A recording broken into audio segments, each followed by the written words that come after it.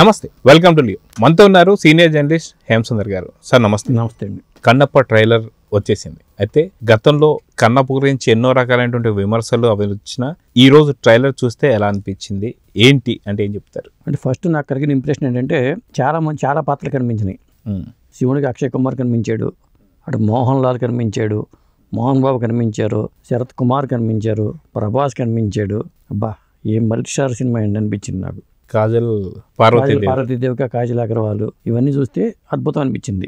ఇంకొకటి ఏంటంటే వాయులింగం తీసుకెళ్ళటానికి ఒక ఇది జరగడం, అక్కడ వాయులింగం మరి తిన్నడి ఆ గూడెంలో ఎందుకు ఉంది, ఎలా ఉంది అనే దాని మీద ఆ కథ అంతా బహుశా నేను కూడా సినిమాలో చూడాలి. అయితే ఇప్పుడు ట్రైలర్ వచ్చినటువంటి దాని మీద చూసుకుంటే కింద కూడా లాస్ట్ అయిపోయిన తర్వాత ట్రూ స్టోరీ అని చెప్పి ఇచ్చారు. సార్, ట్రూ స్టోరీ అంటే వాస్తవంగా ఎక్కడైతే జరిగిన ప్రాంతాల్లో తీసినటువంటి సీన్లను పెడుతుంటారు. సో ఇక్కడ న్యూజిలాండ్లో షూటింగ్ జరిగిన సంగతి అందరికీ తెలిసిందే. సో కొంత శ్రీకాళహస్తి ఈ ప్రాంతాల్లో కూడా షూట్ జరిగి ఉండొచ్చు అంటే ఏమంటారు? సినిమాటిక్ లిబర్టీ కోసం, రిచ్నెస్ కోసం వెళ్తారు లొకేషన్స్లో. ఎందుకంటే ఇప్పుడు ఉన్న వాస్తవంగా ఉన్న వాయులింగం ఉన్న ప్రదేశాలు కానీ అవన్నీ సూటబుల్ కాదట. నేను గతంలోనే ఈ సినిమా రైటర్గా పనిచేసిన తోటప్రసాద్ గారితో మాట్లాడితే ఆ లొకేషన్కి వెళ్ళడానికి ఇది పాన్ ఇండియా సినిమా కాబట్టి రిచ్ లొకేషన్స్ ఉండాలి అనే ఉద్దేశంతో అవన్నీ క్యాప్ట్గా సరిపోయినాయి, అందుకే అక్కడికి వెళ్ళామని చెప్పి ఆయన అన్నారన్నమాట. ఇంకొకటి ఏంటంటే అసలు దేవుడిని నమ్మని మనకి భక్త కన్నప్ప సినిమా చూసాం. కన్నప్ప సినిమా ముందు భక్త కన్నప్ప కృష్ణరాజు గారి సినిమా, అది పెద్ద హిట్, మ్యూజికల్ హిట్. ఆ సినిమా కథాపరంగా వాళ్ళు రీసెర్చ్ చేసుంటారు, వీళ్ళు రీసెర్చ్ చేసుంటారు, అంటే మూల కథను మాత్రం తీసుకుంటారు. Based on the true story అంటే మూల కథను తీసుకుని మిగతా ఎన్ని కల్పనలు చేసుకుని చేస్తారు. రుద్ర అనే పాత్ర నిజంగా ఉందా? ఇక్కడ రుద్రాని శివుడు పంపించాడు, పార్వతీదేవి సందేహాలకు సమాధానం చెప్పాలంటే అక్కడ రుద్రాన్ని పంపిస్తాడు. ఆ రుద్ర ఎంతసేపు ఉంటాడు సినిమాలో అనేది ఒక చర్చ. అందుకనే రుద్రాని ఇక్కడ చూపించారంటే దీంట్లో కొంత భాగం కట్ చేయాల్సి వస్తుంది. దీంట్లో ఎంతసేపు కనిపించాడు అంతసేపు కట్ చేస్తే ఆయన ఎన్ని నిమిషాలు ఉంటాడు. ఒకవేళ నందికి రుద్రకి ఏడు కనెక్షను. సాధారణంగా శివుడు పంపించాల్సింది నందినే పంపిస్తాడు, కానీ మరి ఆయన ఆయుధం పట్టుకుంటే ఆ కొమ్ములు ఉన్నట్టుగా కూడా ఉంది. మరి రుద్రకి నంది పంపించాడా లేకపోతే రుద్రని, ఇలాంటి అంశాలన్నీ సినిమా రుద్రనే నందే అనుకోవాలా. మనకి వాళ్ళు రివీల్ చేయడం భావ్యం కాదు కాబట్టి బహుశా ఇప్పుడు రివీల్ చేయట్లేదేమో. బహుశా నేను అనుకోవడం రుద్రాన్ని నందే ఉంటుంది.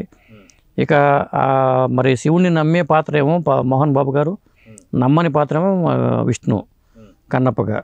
అంటే ఆ వాయులింగం కోసం జరిగే పోరాటం ఇదంతా చూపించుకుంటూ వచ్చారు మనకి. అలాగే మన నమ్మని వ్యక్తి అది రాయిగా తన ప్రియురాయిలతో చెప్తాడు కదా, ఇది కేవలం ఆ రాయి అంటాడు అతను. కానీ అమ్మాయి ఏమో భక్తురాలు. అలాంటి తిన్నడు మరి కన్నప్పగా ఎలా మారాడు, తన కళ్ళు ఎలా సమర్పించాడు అనేది మెయిన్ స్టోరీ. ఇది ఒక పరమ నాస్తికుడు. స్టార్టింగ్లోనే బాలనటుడు దేవుడు లేడంటూనే ఆ చిన్నప్పటి పాత్ర, విష్ణు చిన్నప్పటి పాత్రను చూపించుకుంటూ వచ్చారు. దేవుడు లేడంటూనే మొదలుపెట్టి దేవుడు ఉన్నాడని ముగించడమే ఈ సినిమా ఉద్దేశం. అయితే ఈ సినిమాకి సంబంధించి చూసుకుంటే ఎప్పటి నుంచో అంటే ఎప్పుడో రిలీజ్ కావాల్సినటువంటి ఒక ఈ సినిమా కాస్త చాలా వరకు బ్రేకులు పడుతూ చాలా పోస్ట్ పోన్లు అవుతూ ఇప్పుడు రిలీజ్ కాబోతున్న సంగతి తెలిసిందే. సో ట్రైలర్ ఎంతవరకు ఆకట్టుకుంది అంటే ఏం చెప్తారు? అంటే విమర్శలు చెక్ పెట్టేలాగా ట్రైలర్ ఉందండి. అంటే రిచ్నెస్ అనేది కనిపిస్తుంది, ఆ గ్రాండియర్ అనేది కనిపిస్తుంది, వాళ్ళ ఖర్చు అనేది తెర మీద కనిపిస్తుంది ట్రైలర్ వరకు చూసుకుంటే. ఇక పాత్రల పరంగా అందరూ అతిరథ మహారథులే, ఎవరు తక్కువేం కాదు. వాళ్ళ పాత్రల మేరకు వాళ్ళు న్యాయం చేసి ఉంటారు ఖచ్చితంగా. కానీ తిన్నడుగా మరి విష్ణు ఎంతవరకు సరిపోయాడు, ఏ మేరకు న్యాయం చేశాడంటే మన ట్రైలర్ చూసి చెప్పలేం. అది ఎందుకంటే మెయిన్ పాత్ర అతనే కాబట్టి అది సినిమా చూసి మనం జడ్జ్ చేయాల్సిందే. కృష్ణరాజు గారితో కంపారిజన్ మొదలవుతుంది. కన్నప్పలో కృష్ణరాజు గారు ఎలా చేశారు, విష్ణు ఎలా చేశాడు అని ఖచ్చితంగా ఆలోచిస్తారు ఎవరైనా. సాధారణంగా ఇప్పుడు ఏ హీరోకి సినిమా వచ్చినా సరే గతంలో 10 years బ్యాక్ కావచ్చు, లేదా 20 years బ్యాక్ కావచ్చు, లేదంటే మాయాబజార్ లాంటి సినిమానే మొన్న అన్న ఎన్టీఆర్ గారి జయంతికి ముందు కూడా రిలీజ్ చేయడం చూసాం. సో అదే విధంగా కన్నప్పకు సంబంధించి భక్త కన్నప్ప రిలీజ్ చేసే అవకాశాలు ఉండుంటే ఎలా ఉండేదంటారు? అంటే ఉండవు. ఎందుకంటే ప్రభాస్ ఇందులో ఒక పాత్ర చేశారు కాబట్టి అవకాశం లేదు. ఎందుకంటే వాళ్ళ పెద్దనాన్నే కాబట్టి చేసింది కాబట్టి ప్రభాస్ కూడా ఇందులో ఒక పాత్ర ఇచ్చారనుకోవాలి. వాళ్ళు రిలీజ్ చేయకపోవచ్చు అనుకుంటున్నాను నేను. ఎందుకంటే కృష్ణ గారి దేవదాసు వచ్చినప్పుడు అక్కినేని గారి దేవదాసు రిలీజ్ చేస్తే దాని ఎఫెక్ట్ ఎలా ఉండదో మనం చూసాం. ఇలాగే మరి ఆ పోటీ సినిమాలు రిలీజ్ చేయకుండా ఉండటం బెటర్.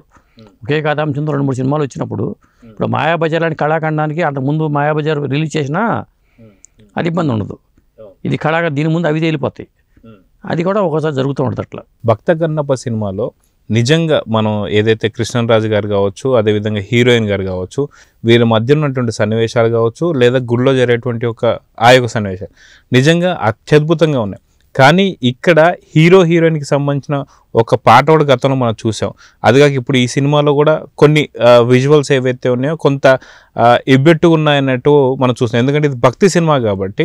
సో ఇలాంటి సీన్స్ ఉండాలని ఎలా చూడాలంటారు? అంటే రాయి అంటాం, మీకు నచ్చలేదు అంతే కదా. హీరోయిన్ మధ్యన జరుగుతున్న కొంత రొమాన్స్ సీన్స్, అది ఆ సినిమాటిక్ లిబర్టీ తీసుకున్నారండి అక్కడ.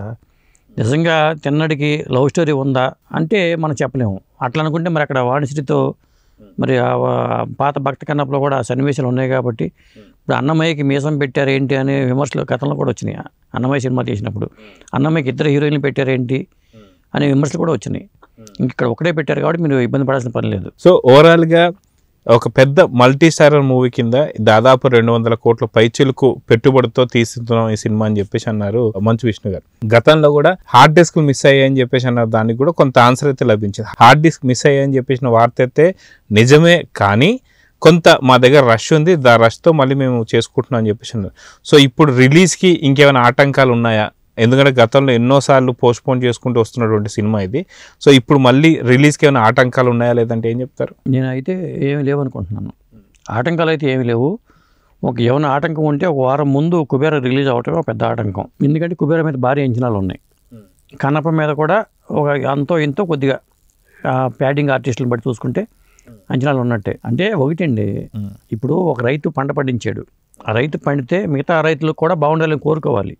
అవతల రైతు పోయేయడానికి కోరుకోకూడదు. ఈ రైతు పండితే ఇతని దగ్గర తీసుకెళ్ళి వేరే వాళ్ళు కూడా బతుకుతారు.